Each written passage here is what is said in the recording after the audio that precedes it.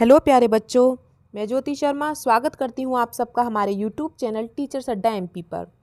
चलिए बेटा, तो आज आपका गणित कक्षा 8 का मैं मॉडल पेपर लेके आई हूँ सेट 3। सेट 2 मैं ऑलरेडी करा चुकी हूँ आपको, ठीक है। चलिए तो हम अपने पेपर की तरफ आगे बढ़ते हैं। उससे पहले बेटा, जिन बच्चों ने अभी तक हमारे चैनल को सब्सक्राइब नहीं किया है तो पहले फटाफट से सब्सक्राइब कर लीजिए, जिससे कि हमारी आने वाली वीडियोज़ का नोटिफिकेशन आप तक पहुँच जाए। और अगर किसी क्वेश्चन में आपको कोई परेशानी होती है तो आप मुझे कमेंट बॉक्स में लिख के पूछ सकते हैं, ठीक है। चलिए हम अपनी वीडियो की तरफ आगे बढ़ते हैं। देखिए बेटा, आपका पेपर कुछ इस प्रकार का आएगा जैसे कि मैंने ये बनाया है। आपके पेपर में क्या 26 क्वेश्चन आते हैं टोटल मिला के, जैसे सही विकल्प हैं कुछ, और कुछ आपके खाली स्थान होते हैं, कुछ आपके छोटे क्वेश्चन होते हैं, कुछ आपके बड़े क्वेश्चन होते हैं, उस तरीके से, ठीक है। तो बेटा ये इस क्वेश्चन में क्या है, मैंने कुछ एक्स्ट्रा क्वेश्चन भी ले लिए हैं जिससे कि आपकी अच्छे से प्रैक्टिस हो जाएगी, ठीक है। चलिए, आपका पेपर इसी प्रकार का आता है बिल्कुल, बस क्या थोड़ा बहुत तो संख्याएं अलग हो जाती हैं, ठीक है। देखिए आपका पेपर इस तरीके का आएगा। पहले आपको सही विकल्प आएंगे, ठीक है, फिर आपको खाली स्थान आएंगे इस प्रकार से, फिर आपको ये क्वेश्चन आंसर आएंगे, ये छोटे छोटे हैं। उसके बाद फिर थोड़े बड़े क्वेश्चन आएंगे इस प्रकार से, और फिर उससे भी बड़े आएंगे थोड़े। बस इस प्रकार का आपका पेपर आएगा, ठीक है। चलिए तो हम अपने पेपर को शुरू करते हैं। पहला क्वेश्चन है हमारा, सभी प्रश्न हल करना अनिवार्य है। सभी प्रश्नों को आपको हल करना है, ठीक है। सही विकल्प चुनकर लिखिए। सही विकल्प चुनना है बेटा आपको। यह आपको एक क्वेश्चन दिया है, उसके 4 ऑप्शन दिए, इसमें से कौन सा सही है। देखो, चतुर्भुज के चारों अंतः कोणों की माप का योगफल क्या होता है। बेटा कोई भी चतुर्भुज हो, आयत हो, वर्ग हो, सबका आपका जो अंदर के कोण होंगे उनका योगफल आपका 360 होता है, ठीक है। याद रखना, कोई किसी के भी अंदर के कोण हो, चतुर्भुज हो, आयत हो, वर्ग हो, वो पूरा आपका कैसा होता है, 360 डिग्री का। चलिए दूसरा पढ़ते हैं। 2916 का वर्गमूल। वर्गमूल का मतलब बेटा आप सब जानते हैं, वर्गमूल का मतलब क्या होता है, एक ही संख्या की 2 बार गुणा करना, उसे हम क्या कहते हैं, वर्गमूल। जैसे अगर मैं 54 की 54 में गुणा कर दूं, 54 की 54 में गुणा कर दूंगी मेरे, तो मेरा आंसर यही आएगा 2916।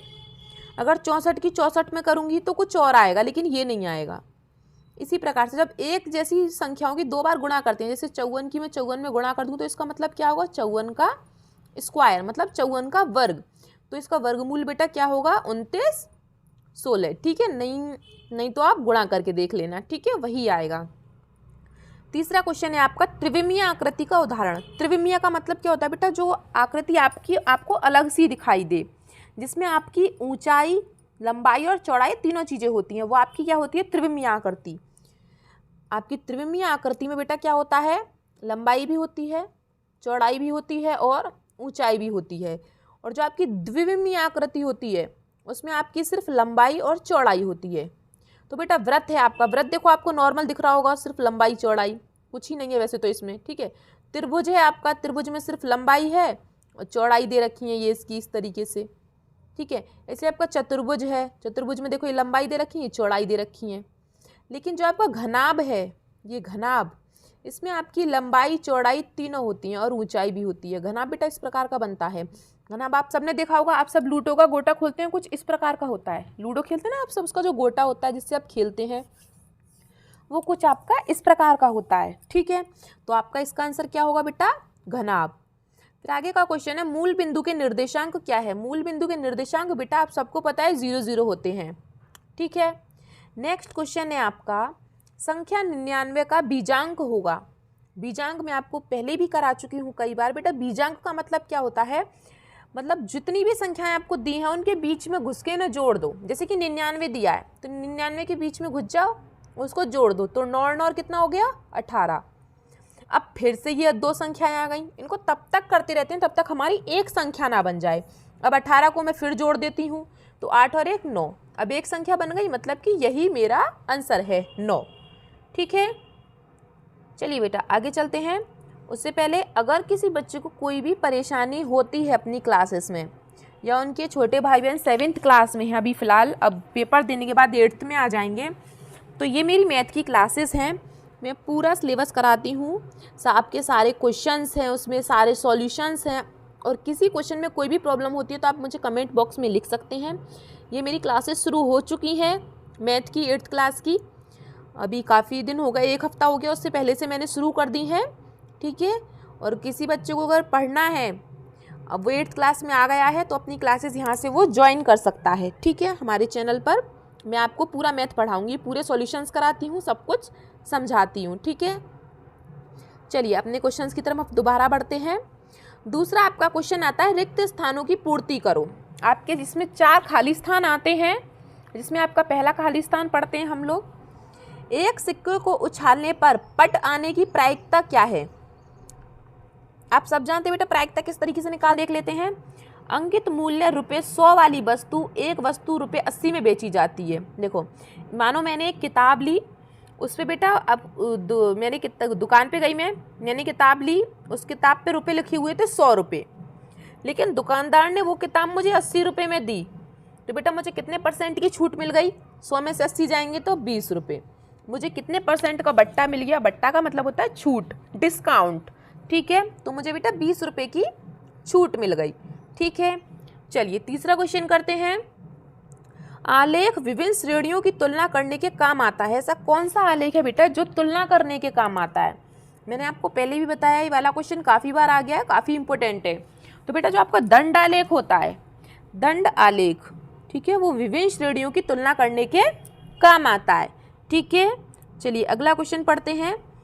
यदि किसी संख्या के अंकों का योग 3 से विभाज्य है, कोई संख्या है, जैसे कि मैंने 636 ले ली, ठीक है, उसने बोला इसका योग, इनको जोड़ो जरा, 6 और 6 12 और 3 15। अगर ये 3 से कट रहा है तो वह संख्या विभाज्य होगी। किससे विभाज्य होगी? 3 से विभाज्य होगी, ठीक है। अगर किसी संख्या के अंकों का योग 3 से कट जाए, जैसे मानो कोई 636 आपको काफ़ी बड़ी संख्या लग रही है, तो बेटा इन सबको आप क्या करो, इन सबको जोड़ लो। अगर जोड़ने के बाद वो संख्या 3 से कट जाती है तो मतलब वो पूरी संख्या भी 3 से आपकी कट जाएगी, ठीक है। चलिए आगे बढ़ते हैं। अब आते हैं हमारे क्वेश्चन आंसर। चलिए हम अपने क्वेश्चन आंसर्स देख लेते हैं। देखो पहला क्वेश्चन है आपका तीसरे क्वेश्चन का पहला। एक समबाहुभुज के प्रत्येक बाह्य कोण की माप ज्ञात कीजिए जिसकी 9 भुजाएं हों। अब हमें ये नहीं पता कि उसमें इसने क्या बोला है, 9 भुजाएं हैं। 9 क्या है बेटा? भुजाएं हैं। 3 4 5 6 7 8 9, इस तरीके से 9 भुजाएं हैं उसकी। उसने बोला प्रत्येक बाह्य कोण की माप ज्ञात कीजिए, ठीक है। बाह्य कोण की माप ज्ञात करने के लिए बेटा आपका फॉर्मूला होता है भुजाओं की संख्या। ये जो आपको दिया है ना, प्रत्येक बाह्य कोण की माप, भुजाओं की संख्या बराबर आपका फॉर्मूला होता है भुजाओं की संख्या बराबर 360 बटे बाह्य कोण की माप। बाह्य कोण की माप यह आपका फॉर्मूला होता है, ठीक है। तो अभी क्या है, मैं भुजाओं की संख्या दी है बेटा, क्या दी है? 9 बराबर 360 बटे ये बाह्य कोण की माप। बाह्य कोण की माप, इतना समझ में आ गया? इस तरीके से हम इसको लिख लेंगे। अब देखो बेटा हमें क्या निकालना है, बाह्य कोण की माप निकालनी है। तो ये यहाँ ऊपर चला जाएगा और ये यहाँ नीचे आ जाएगा। ये बात मैंने आपको पहले भी बताई है।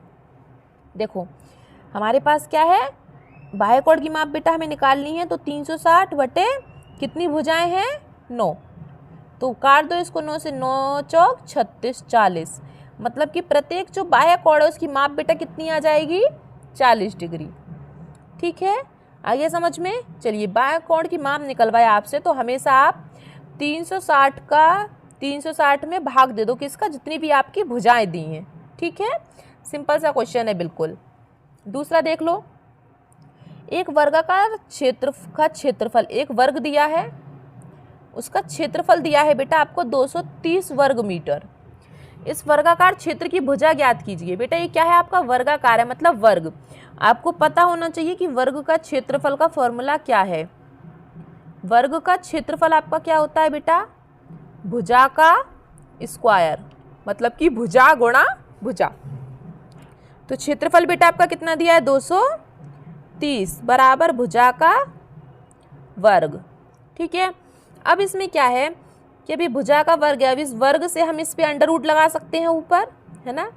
तो भुजा बराबर आपका क्या आ गया? अंडर रूट 230, ठीक है। और आपका आंसर यही है। क्यों? क्योंकि ये किसी का भी वर्गमूल नहीं होता है। ठीक है, चलिए आगे चलते हैं। एक घनाभ के लिए आयलर सूत्र का सत्यापन कीजिए। आयलर का सूत्र आपको याद होना चाहिए, मैं और भी लिखवा देती हूँ। घनाभ के लिए आयलर का सूत्र होता है बेटा, इसमें सूत्र पूछा है फलक प्लस शीर्ष बराबर किनारा प्लस 2, ये आपका फॉर्मूला है। ठीक है, ये आयलर का सूत्र है। ठीक है बेटा, चलें आगे। चलिए, अभी आपको क्वेश्चन दिया है, उपयुक्त पैमाने का प्रयोग करते हुए निम्न तालिका में दी गई राशियों के आलेख बनाइए। आलेख बनाना है हमको, किस प्रकार से बनाना है तो देख लेते हैं। आपको सेब की संख्या दी है और उसके मूल्य दिए हैं, तो आपने देखा होगा, आप अपने ग्राफ कॉपी में इस तरीके से बनाते हैं। आपके पास ग्राफ पेपर होता है सबके पास इस तरीके से। तो बेटा हम यहाँ लिख लेंगे नीचे सेबों की संख्या, नीचे क्या लिखेंगे हम? सेबों की संख्या, और इधर लिख लेंगे हम मूल्य। तो सेब कितने हैं? 1 2 3 4 5। ठीक है, और मूल्य क्या क्या है? 5 10 15 20 25। ठीक है, तो जो बेटा एक सेब की संख्या क्या है? 5 रुपये। तो ये 1 और 5 आपकी नोटबुक में क्या है बेटा? ऐसे ऐसे लाइन बनी होंगी इस प्रकार से, इस प्रकार से आपकी नोटबुक में ग्राफ में लाइन बनी रहती है ना, फिर उनके अंदर होती हैं। तो 1 और 5 हमारा क्या आएगा? यहाँ पे बिंदु लगाएंगे हम। ठीक है, दूसरा क्या है? 2 सेब 10 रुपये के हैं, 2 सेब ये रहे, और वो कितने रुपए के हैं? 10 रुपये के, मतलब कि हम यहाँ पे लगाएंगे। इसी प्रकार 3 सेब 15 रुपये के हैं, तो 3 सेब ये रहे और वो 15 रुपये ये रहे, तो यहाँ पे बिंदु लगाएंगे। इसी प्रकार 4 सेब आपके 20 रुपये के हैं, तो हम यहाँ पे बिंदु लगाएंगे, और 5 सेब आपके 25 रुपये के हैं, तो हम यहाँ पे बिंदु लगाएंगे। ठीक है, ये आपका बन गया आपका आलेख। ठीक है बेटा, इस प्रकार से बनाते हैं आलेख। ठीक है, चलिए आगे चलते हैं हम लोग। देखिए, निम्नलिखित योग में Q का मान ज्ञात कीजिए। आपको 2 जगह Q दिया है, एक ये रहा एक ये रहा। यहाँ पे ऐसी कौन सी संख्या आएगी बेटा जो आपका जोड़ सही हो जाए? देख लेते हैं। देखो 3 1 और 1, फिर 3 इधर दिया है और नीचे आपको दिया है 501। अब देखो जोड़ना है, अब मैं 3 में क्या जोड़ूँ जो 1 आ जाए? अब 3 तो बड़ा है, तो फिर हम ज़्यादा जोड़ना चालू करते हैं। हम देखो 3 के बाद मैं जोड़ती हूँ 4 5 6 7 8 9 10 11, मतलब कि 11 का 1 आ जाएगा यहाँ पे। तो 1 2 3 4 5 6 7 8, अगर मैं इसमें 8 जोड़ दूँ, अगर मैं 3 में 8 जोड़ दूँ तो 11 आ जाएगा, 11 का 1, और हासिल लगी 1। ठीक है, अब 1 और 1 2, और अगर मैं यहाँ भी 8 लिख दूँ, क्योंकि Q का मान है 8 है, तो जो यहाँ होगा वो यहाँ पे होगा। 1 और 1 2, 2 और 8 10, 10 की 0, हासिल 1, 1 और 3 4, 4 और 1 5, मतलब कि मेरा आंसर सही है। तो आपका Q बराबर बेटा क्या होगा? 8। ठीक है, इस प्रकार से हम जोड़ के देख लेते हैं। ठीक है बेटा, चलिए आगे चलते हैं। अगला क्वेश्चन आपका क्या कह रहा है? सूत्र एकाधिकेन पूर्वेण से 105 का स्क्वायर को हल कीजिए। देखो बेटा 105 का स्क्वायर का मतलब क्या होगा? 105 गुणा 105, यही तो मतलब है इसका, है ना। चलिए, तो हम इसको कैसे सॉल्व करेंगे? देखो बेटा, जो आपके पहले के जो अंक है, पहला आपको क्या दिया है अंक? 10 दिया है ना। तो हम क्या करेंगे? इस 10 को पहले तो हम इसको 10 लिखेंगे, और इस एकाधिकेन मतलब 1 से अधिक, यहाँ पे 10 है तो हम यहाँ पे क्या लिखेंगे? 11। ठीक है, फिर हम इसको ऐसे कर लेंगे, आपको पता है। और जो आपका बची संख्या है उसकी हम 2 बार गुणा कर लेते हैं। ठीक है, तो 10 और 11 की गुणा कीजिए, 11 धाम 110, और 5 पूरे, ये 5 पूरे कितने हो गए? 25। तो आपका ये आंसर आ गया। इससे क्या है, आपकी जल्दी हो जाती है गुणा। ठीक है, चलिए अब हम आगे चलें। चलिए तीसरे क्वेश्चन पर चलते हैं हम लोग। चौथा क्वेश्चन आ गया अब हमारा। चौथा क्वेश्चन देख लेते हैं। इसने क्या बोला है?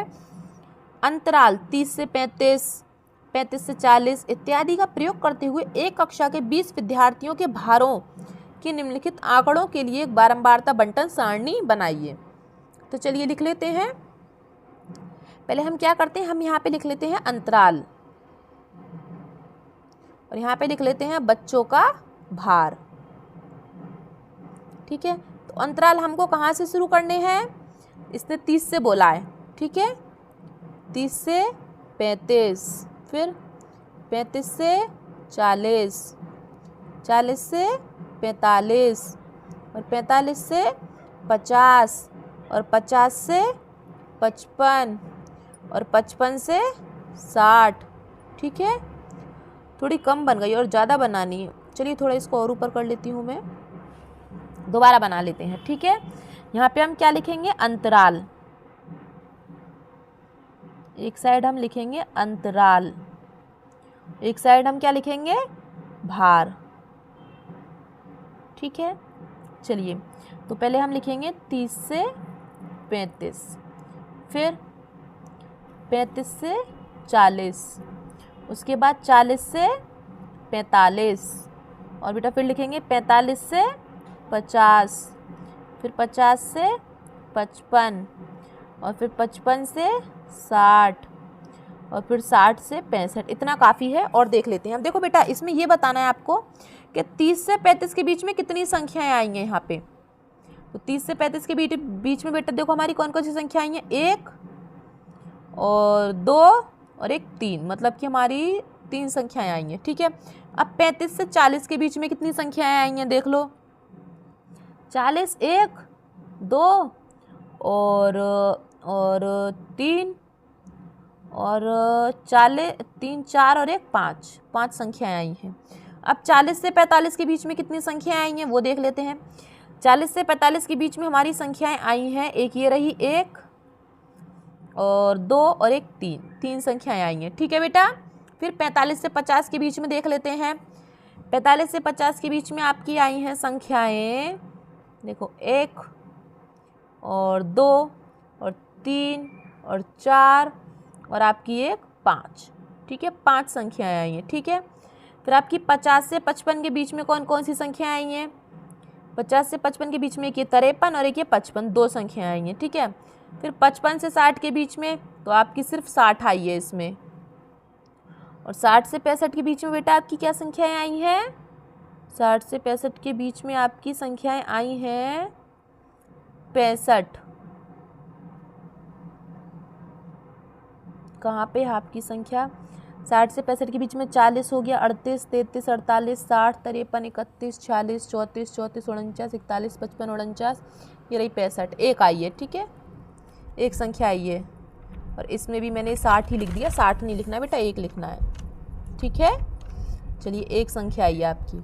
इस तरीके से 30 से 35 के बीच में 3 संख्या आई हैं, 35 से 40 5 संख्या आई हैं, 40 से 45 के बीच में 3 संख्याएं आई हैं, 45 से 50 के बीच में 5 संख्याएं आई हैं और 50 से 55 के बीच में 2 संख्याएं आई हैं और 55 से 60 के बीच में 1 संख्या आई है और 60 से 65 के बीच में 1 संख्या आई है। ठीक है बेटा, चलिए आगे बढ़ते हैं हम अपने क्वेश्चन की तरफ। अभाज्य गुणनखंड विधि से 1 3 8 2 4 का घनमूल कीजिए। बेटा देखो, अभाज्य मतलब जो आपकी अभाज्य संख्याएं हैं उन्हीं से इसको काटना है। अब अभाज्य संख्या आपकी कौन कौन सी है, 2 3 4 5 7 11 13, इस तरीके से इन्हीं संख्याओं से काटना है। तो हम लिख लेते हैं इसको 1 3 8 2 4। तो हम इसको काटना शुरू करते हैं। घनमूल पूछा है तो हम 3 3 के जोड़े बनाएंगे। ठीक है, तो पहले हम इसको 2 से काटते हैं, 2 चिक्की 12 और बचा 1, 2 नियम 18, 2 एकम 2, 2 दूनी 4। फिर 2 से काटेंगे, 2 3 6, 2 चौक 8, 2 पंजे 10, 2 चिक्की 12। फिर 2 से काटेंगे, 2 एकम 2, 2 सत्ते 14, 2 दूनी 4 और 2 अट्ठे 16। फिर 2 से काटेंगे, 2 अट्ठे 16, 2 चिक्की 12, 2 चौक 8। फिर 2 से काट देते हैं, 2 चौक 8, 2 3 6, 2 दूनी 4। फिर 2 से काट दो, 2 दूनी 4, 2 एकम 2, 2 चिक्की 12। अब हम इधर ले लेते हैं, 2 से 16 आ गया हमारा। अब फिर हम 2 से काट देते हैं, 2 एकम 2, 2 अट्ठे 16। फिर 2 से 2 पंजे 10, 2 चौक 8। फिर 2 से 2 दूनी 4, 2 सत्ते 14। फिर 3 से 3 निम 27 और 3 तिया 9 और 3 एकम 3। ठीक है बेटा, तो हमारा पूरा कट गया। अब हम इसमें क्या करेंगे, घनमूल पूछा है, घनमूल तो 3 3 के जोड़े बनाएंगे, 1 2 3 और 1 4 जोड़े बन गए। मतलब कि क्या आया आपका, 2 गुणा 2 गुणा 2 गुणा 3, मतलब कि ये आया। तो आपका आंसर क्या हो जाएगा, 2 दूनी 4, 4 दूनी 8 और 8 तिया 24, मतलब कि आपका 24 आंसर आएगा। ठीक है बेटा, 24 की घात 3 इसका घनमूल पूछा है, तो मतलब कि 24 को आप 3 बार लिखेंगे तो आपका यही आएगा, 24 की घात 3, यह आपका आंसर हो गया। ठीक है बेटा, चलिए आगे चलें अब हम अपने क्वेश्चन पर। देखिए 2400 पर 5% वार्षिक दर से 2 वर्ष का चक्रवृद्धि ब्याज ज्ञात कीजिए। चक्रवृद्धि ब्याज बेटा हम बाद में ज्ञात करेंगे, पहले आपको साधारण ब्याज ज्ञात करना आना चाहिए। साधारण ब्याज बेटा आपका क्या होता है, फॉर्मूला आप सबको पता होगा। साधारण ब्याज बराबर मूलधन गुणा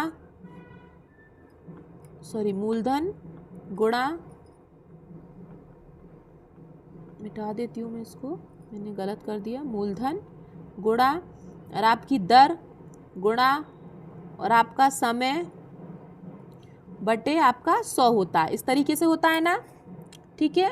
चलिए तो हम इसको कर लेते हैं।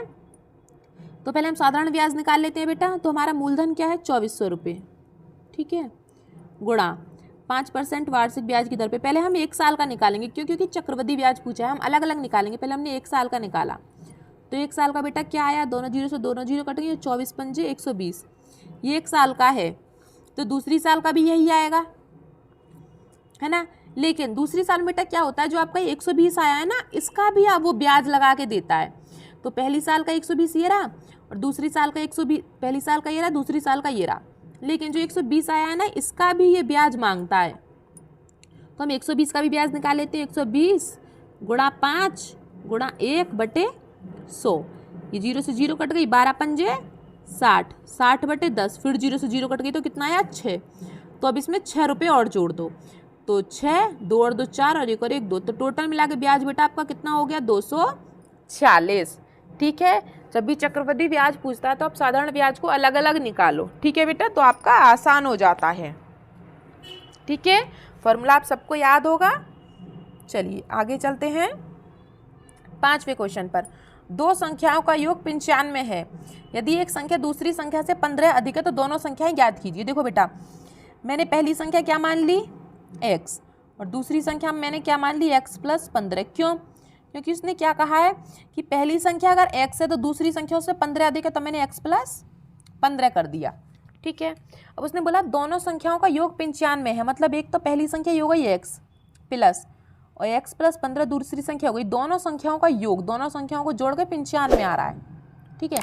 तो x और x कितने हो गए बेटा, 1x और 1x कितने हो गए 2x, ठीक है, बराबर 95। ये 15 इधर प्लस में है तो इधर जाके माइनस में हो जाएगा, -15। तो 2x बेटा बराबर क्या आ गया आपका, 95 में से 15 घटाएंगे आप तो क्या आएगा 80, ठीक है। अब हम इस 80 का क्या करेंगे, 2 इधर गुणा में है तो इधर ये नीचे जाके भाग में हो जाएगा, ठीक है।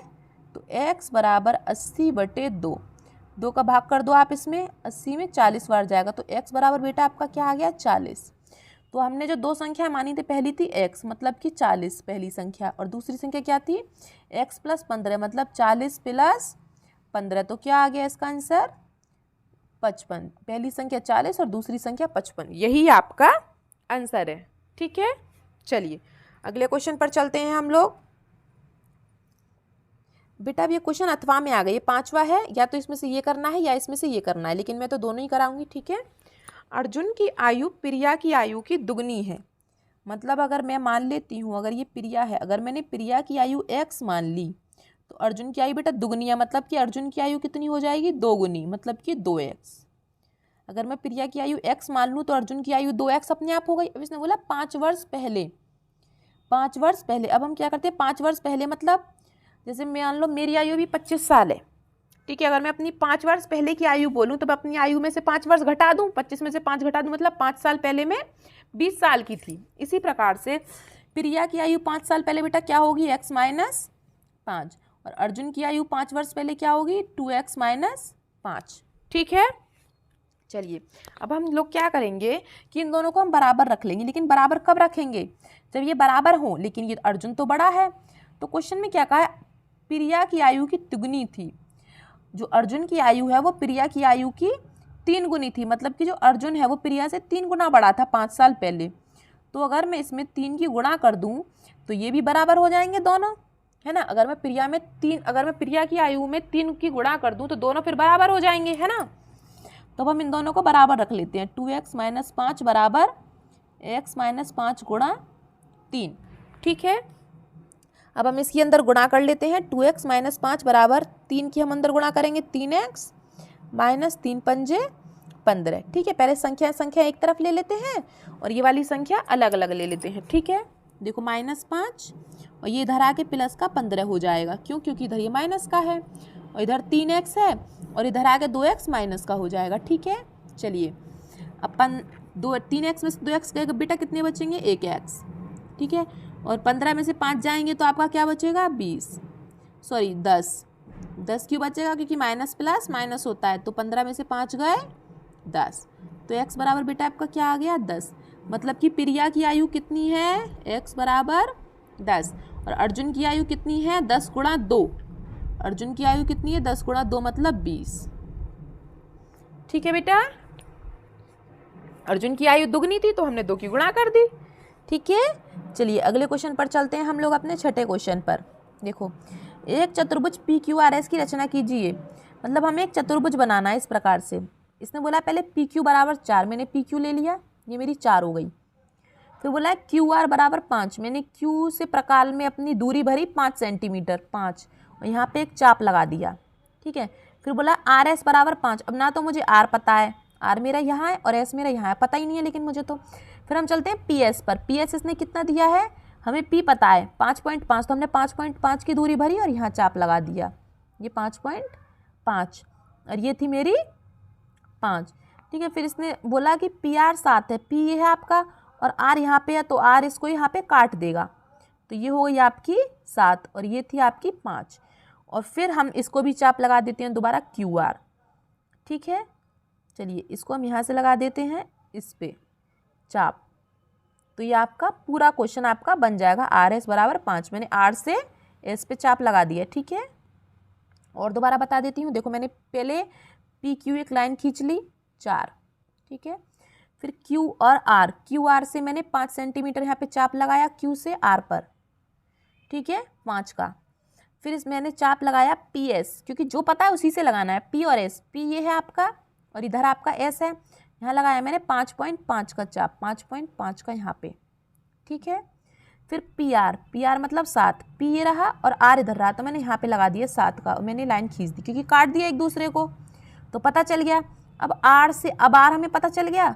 अब R से मैंने S पर चाप लगाया इधर 5 का, तो ये ऐसे काट दिया, तो ये ऐसे बन गया। ठीक है बेटा, चलिए इसके अगले क्वेश्चन पर चलते हैं हम लोग।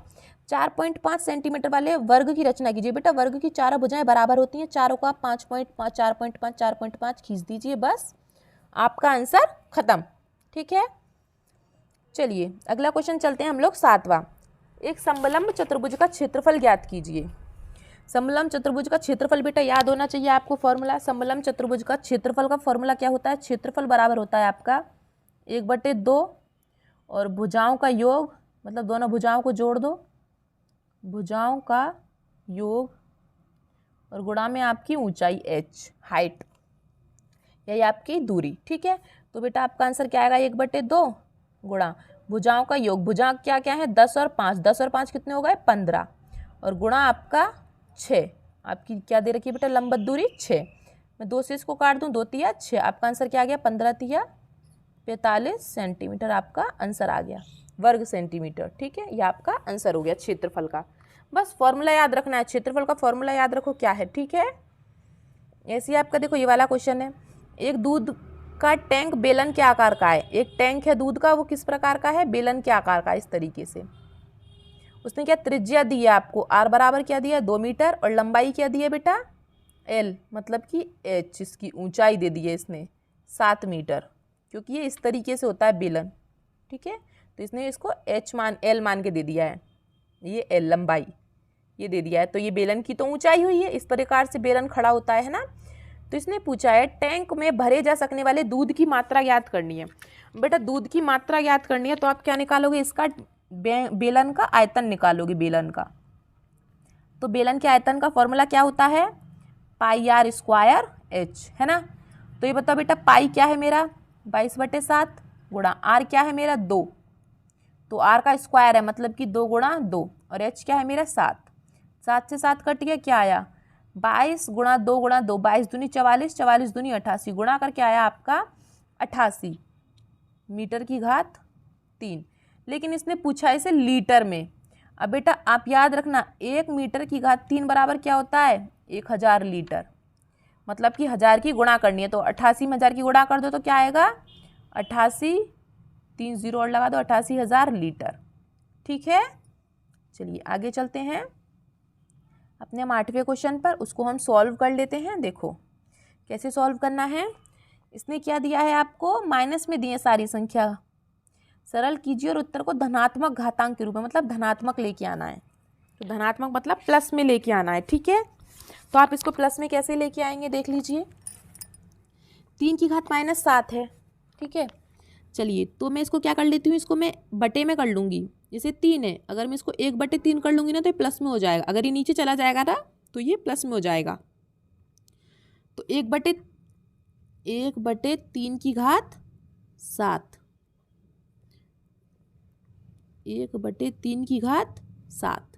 ठीक है, फिर भाग का निशान है, इसको मैं 1/3 लिख लेती हूँ, 1/3 की घात 10, और इसको मैं पूरा बंद कर देती हूँ। फिर है गुणा 1/3 की घात 5। तो ये क्या बेटा सारे प्लस में हो गए अगर हम इसको नीचे ले जाएंगे तो। ठीक है, चलिए मैं इसको थोड़ा और ऊपर कर लेती हूँ जिससे कि लिखने में आसानी हो।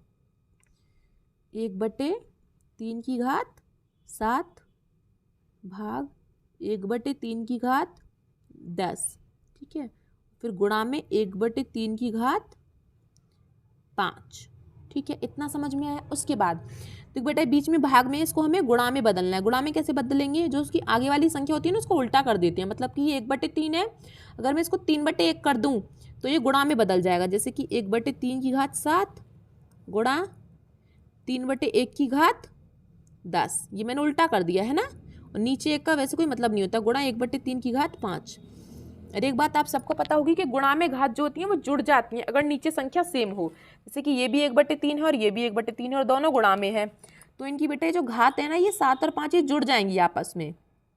ठीक है, तो 1/3 की घात 7 + 5 और गुणा 3 की घात 10, यही तो है क्वेश्चन में। ठीक है, तो 7 और 5 बेटा कितने हो गए 12, तो 1/3 की घात 12 और गुणा 3 की घात 10।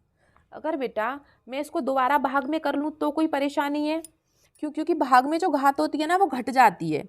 अगर ये 1/3 की घात 12 है और मैं इसको भाग में कर लूँ तो ये दोबारा 1/3 हो जाएगा और ये 10 हो जाएगी। ये 10 नहीं है, ये हाँ 10 ही है, 7 5 12 10 ही है।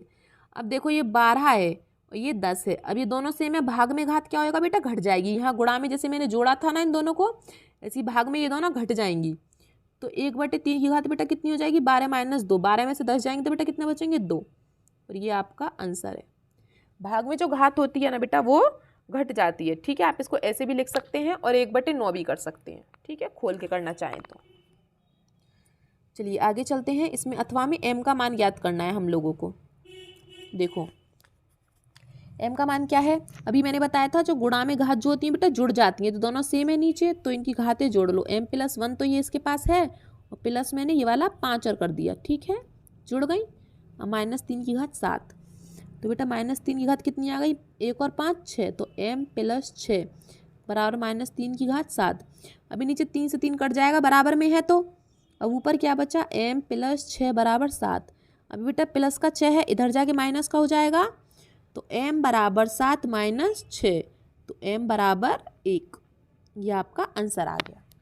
ठीक है बेटा, इतना क्वेश्चन हो गया आपका। तो हम आगे चलें। चलिए अगले क्वेश्चन पर चलते हैं, 9वें पर। हमें इसको हल करना है। चलिए हल कर लेते हैं सीधा सीधा। देखो क्या दे रखा है, पहले देखो ये दोनों गुणा में है तो इन दोनों की गुणा कर लो। 3 दूनी 6, 2 तिया 6 और 5 सत्ते 35। बीच में माइनस है तो माइनस लगा दो, -1/14। फिर माइनस है, अब ये गुणा में तो इनकी गुणा कर लो। 3 तिया 9 और 7 पंजे 35। इनका हम एलसीएम ले लेंगे तीनों का। इन तीनों का एलसीएम आएगा आपका 70। अब बेटा आप सबको पता है कि नीचे वाली संख्या का भाग करते हैं और ऊपर वाली संख्या की गुणा करते हैं।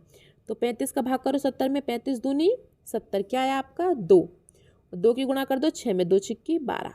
ठीक है, माइनस है तो माइनस, ऐसी 14 का भाग करो 70 में, 14 पंजे 70, 5 बार गया। 5 की 1 में गुणा कर दो, 5 एकम 5। अब फिर से माइनस है, अब फिर से 35 का भाग करो 70 में, 35 दूनी 70 और 9 दूनी 18। इतना समझ में आया बेटा आप सबको। ठीक है, अब हम क्या करेंगे, देखो तीनों चीज़ें माइनस में है तो हम इन तीनों को अब जोड़ लेते हैं। ठीक है, अब हम इन तीनों को क्या करेंगे, जोड़ेंगे। अब जोड़ो, 12, 18 और 5 बेटा कितने हो गए, 35। कितने हो गए तीनों मिला के, 35/70। अब हम इसे काट देंगे, 35 से कम 35, 35 दूनी 70। तो आपका आंसर क्या आ गया, -1/2। ठीक है बेटा, कुछ किया, बस एलसीएम लिया, जोड़ दिया और काट दिया, खत्म क्वेश्चन। चलिए आगे चलते हैं। 1/4 व 1/2 के मध्य 3 परिमेय संख्या ज्ञात कीजिए। तो बेटा आप सबको पता है, जब भी हम परिमेय संख्या ज्ञात करते हैं तो उनका हम क्या ले लेते हैं, एलसीएम। नीचे वाली संख्या को बराबर कर लेते हैं, है ना। तो नीचे वाली संख्या को बराबर कैसे करेंगे, देखो बराबर हम ऐसे करेंगे, हम 8 को और 2 को, दोनों का एलसीएम क्या होता है, 8। अब यहाँ पे 8 कैसे आएगा, जब मैं यहाँ 4 की गुणा कर दूँ, और 4 की गुणा अगर नीचे करूँगी तो ऊपर भी करूँगी, तो 4 दूनी 8 और 4 1 कम 4। ठीक है, अब यहाँ पे अगर मैं 2 की गुणा कर दूँ तो 2 चौक 8 हो गया, 2 1 कम 2 हो गया। ठीक है, अब 2/8 और 4/8, लेकिन इसके बीच में तो एक ही संख्या आ रही है। 2/8 के बाद में बेटा क्या आएगा, 3/8, फिर 4/8, लेकिन हमें निकालनी है 3 परिमेय संख्याएं। तो फिर से हम इसमें गुणा कर देते हैं। अब तो ये दोनों बराबर हो गए, तो अब इनमें बराबर बराबर की गुणा कर दो। इसमें 2/2 की कर दी और इसमें भी 2/2 की कर देती हूँ मैं। ठीक है, तो 2 दूनी 4 और 8 दूनी 16, तो 4 दूनी 8 और 8 दूनी 16। अब इनके बीच देखो, 4/16 के बाद क्या आता है, 5/16, 6/16 और 7/16, और ये 8/16 हमारा है ही। मतलब कि ये तीनों आपकी परिमेय संख्या निकल आई। मध्य की निकालनी है ना, 4/16 और 8/16 के बीच में क्या आ गया, 5/16, 6/16 और 7/16। ठीक है, अगले क्वेश्चन पर चलिए बेटा। अब हम अपने 10वें क्वेश्चन पर चलते हैं। ठीक है, इसने क्या बोला है कि आपको इन सबको जोड़ना है। इन सबको क्या करना है बेटा, जोड़ना है। तो मैं जोड़ लेती हूँ। देखो क्या है, 7xy + 5yz - 3zx + 4yz + 9zx - 4y, फिर -3xz + 5x और -2xy।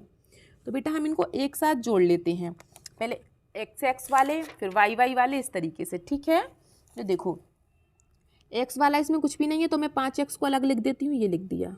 ठीक है, फिर y वाला भी कोई नहीं है, y भी अकेला है, -4y। अब हम xy ले लेते हैं। देखो xy एक ये रहा 7 वाला, है ना, और एक आपका ये रहा xy। तो 7 में से बेटा 3 जाएंगे तो कितना बचेगा, 4xy। ठीक है, इतना ठीक है आपका, 4xy। 7 में से 3 जाएंगे तो कितना बचेगा, 4xy। ठीक है, फिर दूसरा है आपका yz। एक ये रहा yz और एक ये रहा, दोनों ही प्लस में है, 5 और 4 9yz, 9yz।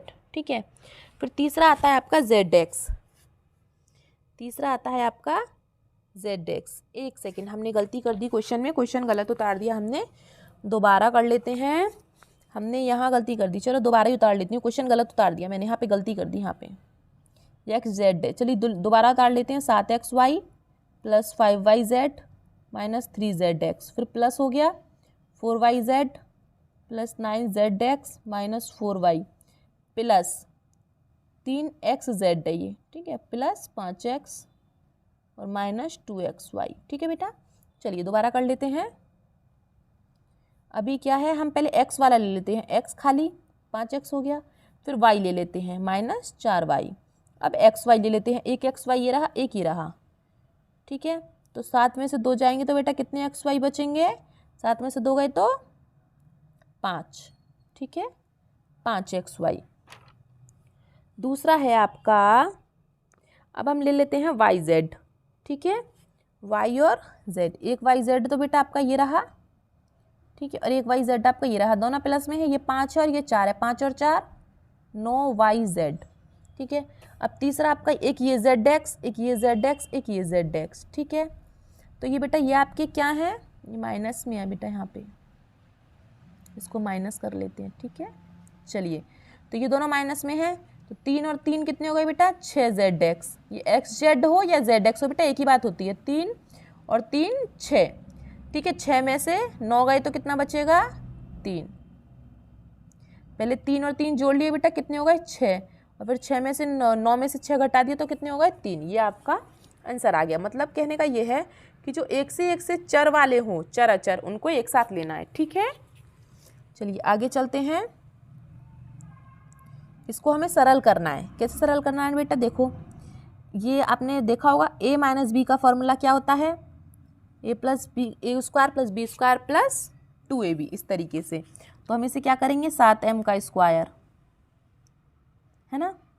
तो हम क्या करेंगे 7m का स्क्वायर प्लस 8n का स्क्वायर और माइनस 2 गुणा 7m गुणा 8n।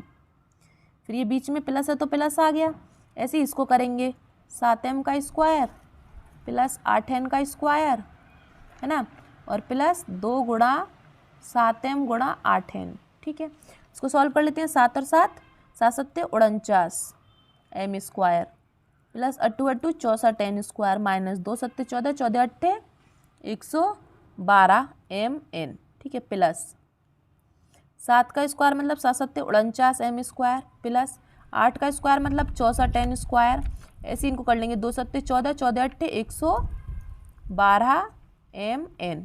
अब ये 112 प्लस में है और ये वाला माइनस में, दोनों कट गए, इनको जोड़ लो। 49 49 कितने हो गए बेटा 98 m square plus 64 n square और 64 n स्क्वायर दोनों कितने हो गए 128 n स्क्वायर। ये आपका आंसर हो गया। ठीक है, चलिए आगे चलते हैं 11वें क्वेश्चन पर। देखो 14 मीटर ऊंचे एक बिजली के खंभे की छाया, ये एक खंभा है 14 मीटर ऊंचा, इसकी छाया कितनी है बेटा 10 मीटर। तो हमें ये निकाल लेते हैं पहले इसका कर्ण, है ना। तो इसका कर्ण क्या आएगा 14 का स्क्वायर प्लस 10 का स्क्वायर। आप सबको निकालना आता है ना कर्ण कैसे निकालते हैं। कर्ण बराबर बेटा क्या होता है, ये आपका कर्ण होता है ना। कर्ण बराबर क्या होता है लंब का स्क्वायर प्लस आधार का स्क्वायर। तो 14 का स्क्वायर प्लस 10 का स्क्वायर क्या निकलेगा, 14 का स्क्वायर बेटा क्या होगा आपका 196 और प्लस 100 का स्क्वायर 100, 10 का स्क्वायर 100, तो आपका टोटल क्या आ गया 296, मतलब कि अंडर रूट 296। ये आपका क्या है अंडर रूट 296, क्योंकि कर्ण का वर्ग है तो वर्ग हटाया मैंने तो इस पर अंडर रूट चढ़ गया। ठीक है, अब इसमें दोबारा में क्या कह रहा है, समान उसी स्थिति में, मतलब यही वाली स्थिति होनी चाहिए, यही वाली 296 वाली, उसमें हमें पेड़ की ऊंचाई ज्ञात करनी है, ये ज्ञात करना है, और हमको ये दिया है 15। तो इसमें से आप इसे घटाएंगे, 296 में से आप 15 घटाएंगे। ठीक है, अब हमारे यहाँ पे 296 आ गया, तो मैं इसको ले लेती हूँ यहीं पे। ये मेरा क्या आया, कर्ण मेरा क्या आ गया, कर्ण का स्क्वायर बेटा मेरा क्या है 296, और इधर मेरा लंब का स्क्वायर होता है प्लस आधार का स्क्वायर होता है। तो कर्ण का स्क्वायर क्या आया अंडर रूट 296 बराबर लंब मतलब एच स्क्वायर हमें निकालना है, और आधार बेटा क्या था 15 का स्क्वायर। तो ये अंडर रूट हट जाएगा इस पे से, स्क्वायर है तो अब बराबर एच स्क्वायर प्लस 15 का स्क्वायर क्या होता है बेटा 15 का वर्गमूल क्या होगा 225। अब ये इधर माइनस में आ जाएगा 296 माइनस 225 बराबर एच स्क्वायर। क्या है बेटा इसका आंसर, एच बराबर अंडर रूट में आ जाएगा क्योंकि स्क्वायर है, और घटा के बेटा क्या आ रहा है 6 में से 5 गया 1, 9 में से 7 गया 2, अंडर रूट आपका 71 आंसर आ गया। ठीक है, जो उसने पूछा था वही आपका आंसर आ गया। ठीक है, पेड़ की ऊंचाई कितनी हो गई अंडर रूट 71। ठीक है, चलिए आगे चलते हैं बेटा। अब आपके 2 क्वेश्चन और रह गए हैं, उनको और कर लेते हैं हम लोग। चलिए देखिए, एक किसान की पशुशाला में 20 पशुओं के लिए 6 दिन का भोजन है। बेटा 20 जानवर हैं, उनके लिए कितने दिन का भोजन है 6 दिन का भोजन है। उसने बोला इस पशुशाला में 10 पशु और आ जाएं, मतलब कि 20 तो हैं 10 और आ जाएं, मतलब कि 30 हो गए। तो अब भोजन कितने दिन के लिए बचेगा, इसने ये पूछा है। देखो 20 पशुओं के लिए 6 दिन के लिए खाना बचा है। ठीक है, फिर इसने कहा है कि 10 पशु और आ जाए, मतलब कि 30 पशु हो गए। उसके बाद यदि इस पशुशाला में 10 पशु और आ जाए, मतलब 20 तो थे ही 10 और आ गए तो कितने हो बेटा 30, उनके लिए खाना पूछा है, मतलब कि x। उनके लिए खाना में पता नहीं है तो मैंने x मान लिया। ठीक है, तो निकाल लेते हैं, इस 30 को हम इधर ले आएंगे इसके नीचे, तो 20 गुणा 6/30 बराबर x। तो 0 से 0 कट गई और 3 से 2 बार कट गया, 3 दूनी 6, तो क्या आ गया 2 दूनी 4, x बराबर बेटा क्या आ गया 4, मतलब कि भोजन कितने दिन तक रहेगा सिर्फ 4 दिन तक। ठीक है, आया समझ में। दोबारा समझा देती हूँ इस क्वेश्चन को मैं। देखिए पशुशाला में कितने पशु हैं बेटा 20 पशु हैं, और उनके 6 दिन के लिए खाना है, मतलब कि 120। फिर उसने बोला कि इसमें 10 पशु और आ गए, मतलब 20 तो थे 10 और आ गए, मतलब कि 30 पशु हो गए। तो उनके लिए खाना कितने दिन के लिए, तो इसका इसमें भाग कर दो, कितना आ जाएगा 3 चौक 12, मतलब कि 4 दिन के लिए और बचेगा खाना। ठीक है, चलिए आगे चलते हैं अब हम अपने अगले क्वेश्चन पर। लास्ट क्वेश्चन है आज का। इनके हमें क्या करने हैं, गुणनखंड करने हैं। पहले P square plus 6p plus 8, ये सब आप जानते हैं गुणनखंड कैसे करते हैं। गुणा करने पे ऐसी दो संख्याएं लेनी है जिनकी गुणा करने पे 8 आ जाए और जोड़ने पे 6। जैसे कि 4 दूनी 8, 4 प्लस 2, 4 और 2 6 और 4 और दूनी 8। ठीक है, तो पी स्क्वायर प्लस 4p, ये गुणा कर दी हमने p की बाहर। इन दोनों में से हमने क्या कॉमन ले लिया, p, तो अंदर क्या बचा p प्लस 4। और इन दोनों में से हमने 2 कॉमन ले लिया तो अंदर क्या बचा p प्लस 4। तो आपका आंसर क्या आ गया, p प्लस 4, p प्लस 4, मतलब कि p प्लस 4 और इधर p प्लस 2। तो बस हो गया गुणनखंड, है ना। ऐसी तो करते हैं, बस खत्म।